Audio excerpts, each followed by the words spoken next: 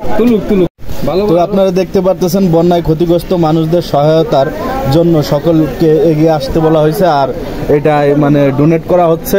তো উদ্যোগ নিছে কে? মিজানুর রহমান। আর কিছু আছে সাথে?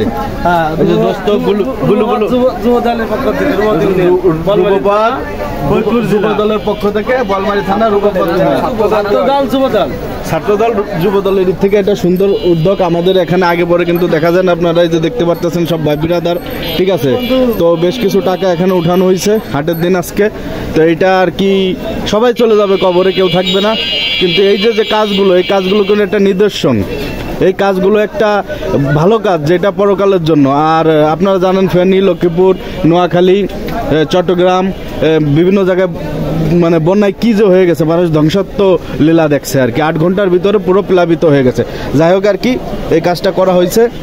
তা আপনারা যে যেখানে আছেন সেখান থেকেই নিজস্ব উদ্যোগে কিছু করার চেষ্টা করবেন, আর তাতে আমাদের সবার উপকারিত হবে। বাংলাদেশের সুনাম অন্তত অক্ষত থাকবে।